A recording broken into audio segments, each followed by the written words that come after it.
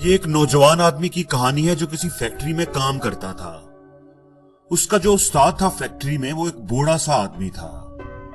उसने उसे नसीहत की कि फैक्ट्री में काम करते हुए बोलना कम और काम ज्यादा करना, और फैक्ट्री में जो जो काम भी हो रहा है वो सीखने की कोशिश करते रहना, अपनी स्किल्स को हर वक्त इंप्रूव करने की कोशिश करना। कुछ सालों के बाद वो बूढ़ा आदमी रिटायर हो गया और वो नौजवान आदमी उसकी जगह पर टेक्नीशियन बन गया। वो पूरी मेहनत और ईमानदारी से अपना काम करता था, जैसा कि उसके उस्ताद ने उसे सिखाया था। वो अक्सर अपने उस्ताद को मिलने के लिए भी जाया करता था। एक दिन वो मिलने के लिए गया तो बूढ़े आदमी को वो थोड़ा सा उदास और दुखी लगा। बूढ़े आदमी ने पूछा कि बेटा क्या बात है, कोई प्रॉब्लम हुई है, कोई मसला है तो बताओ, शायद मैं तुम्हारी कोई मदद कर सकूं।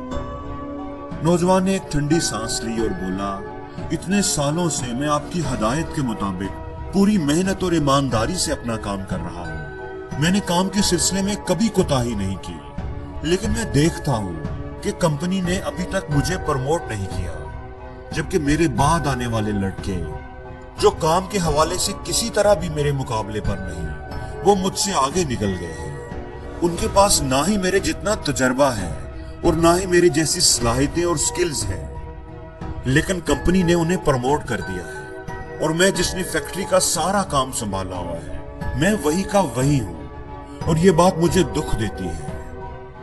बूढ़ा आदमी थोड़ी देर सोचता रहा और फिर पूछा, क्या तुम्हें पूरा यकीन है कि फैक्ट्री का तुम्हारे बगैर गुजारा नहीं चल सकता? सारा काम तुमने ही संभाला हुआ है। नौजवान ने कहा कि जी हाँ बिल्कुल, मैं एक दिन फैक्ट्री ना जाऊं तो सारा काम डिस्टर्ब हो जाएगा। बूढ़ा आदमी थोड़ी देर सोचता रहा, फिर वो नौजवान की तरफ मुड़ा और बोला, अगर ऐसा ही है तो फिर एक दिन फैक्ट्री से छुट्टी कर लो, कोई भी वजह बताकर फैक्ट्री से छुट्टी ले लो, तुम्हें थोड़ा सा रेस्ट करना चाहिए। नौजवान आदमी पहले तो उस नसीहत पर थोड़ा हैरान हुआ, लेकिन फिर जैसे जैसे वो सोचता गया उसे बात की समझ आती गई। उसने अपने उस्ताद का शुक्रिया अदा किया और जल्दी जल्दी फैक्ट्री रवाना हो गया ताकि छुट्टी की एप्लीकेशन दे सके। जब वो छुट्टी के बाद अगले दिन फैक्ट्री पहुंचा तो मैनेजर ने उसे फौरन अपने ऑफिस बुलाया और बताया कि कल जब वो फैक्ट्री नहीं आया था तो फैक्ट्री का कोई काम भी सही तरीके से नहीं हो पाया। जो काम वो बड़ी आसानी से कर लिया करता था, दूसरे लोगों को वो काम करने में बड़ी मुश्किलात का सामना करना पड़ा और उन्हें समझ नहीं आ रही थी कि इस मसले को कैसे हल करें। तुम्हारी गैर मौजूदगी में कंपनी को सही मानों में तुम्हारी अहमियत का अंदाजा हुआ है। तुम्हारे काम की अहमियत को सामने रखते हुए कंपनी ने फैसला किया है कि तुम्हें प्रमोट कर दिया जाए और तुम्हारी तनख्वाह में भी खातिर-ख्वाह इजाफा किया जाता है ताकि तुम्हारी हौसला अफजाई हो और तुम मजीद मेहनत और दिल जमी से काम करते रहो। वो नौजवान लड़का दिल ही दिल में बूढ़े उस्ताद की अक्लमंदी की दाद दे रहा था। अब उसे समझ आ गई थी कि कामयाबी का राज क्या है। उस वाक़ये के बाद जब कभी उस नौजवान आदमी को अपनी तनख्वाह बढ़वानी होती या कोई और बेनिफिट लेना होता तो वो ऑफिस से छुट्टी ले लेता और जब वो वापस ऑफिस आता तो उसे उसकी मर्जी का फायदा मिल जाता।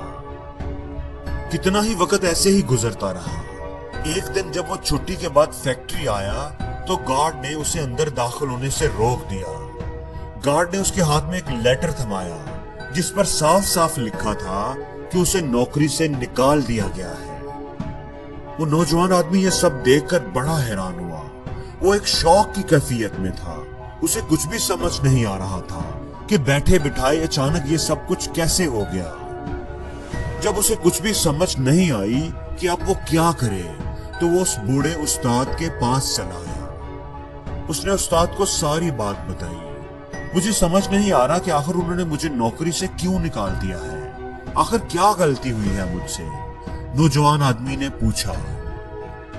मैंने तो बिल्कुल वैसे ही किया जैसे आपने मुझे सिखाया था, तो फिर मेरे साथ ऐसा क्यों हुआ है? तुमने वैसा बिल्कुल नहीं किया क्योंकि तुमने मेरी बात पूरी सुनी ही नहीं थी, बूढ़े आदमी ने अफसोस से कहा। तुम ये बात फौरन समझ गए कि एक बल्ब जो हमेशा ही जलता रहे उसका कोई नोटिस नहीं लेता, उसकी मौजूदगी और अफादियत का कोई एहसास नहीं करता।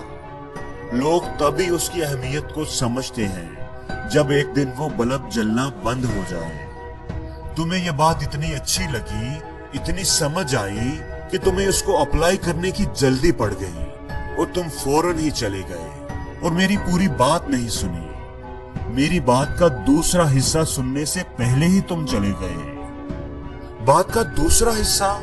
नौजवान ने हैरानी से पूछा। उसे अब लगने लगा था कि वाकई उससे कोई बहुत बड़ी गलती हो गई है। मेहरबानी करके मुझे बताएं कि दूसरा हिस्सा क्या है? नौजवान आदमी ने पूछा। बूढ़े आदमी ने कहा कि दूसरा हिस्सा पहले हिस्से की निस्बत ज्यादा अहम है। अगर किसी को ये लगने लगे कि ये बल्ब बार बार बंद हो जाता है, ये रिलायबल नहीं है, तो फिर वो बल्ब बदल दिया जाता है, उसकी जगह पर नया बल्ब लगा दिया जाता है। बूढ़े आदमी ने आहिस्ता आवाज में जवाब दिया। दोस्तों, इस कहानी का पहला सबक ये है कि हम बहुत सी चीजों को, बहुत से लोगों को, बहुत से रिश्तों को जो हमेशा हमारे लिए हर वक्त मौजूद होते हैं, फॉर ग्रांटेड ले रहे होते हैं। अक्सर हमें उनके होने का, उनकी अहमियत का एहसास तब होता है जब वो हमारी जिंदगी से चले जाते हैं। इसलिए किसी ऐसे दिन का इंतजार करने की बजाय उससे पहले ही उनकी कदर करें। और दूसरा ये कि अगर आप किसी के लिए हर वक्त ही अवेलेबल हों तो आपकी अहमियत नहीं रहती। लोगों को अपनी अहमियत का एहसास दिलाने के लिए बाज दफा थोड़ी सी दूरी भी इख्तियार करनी चाहिए।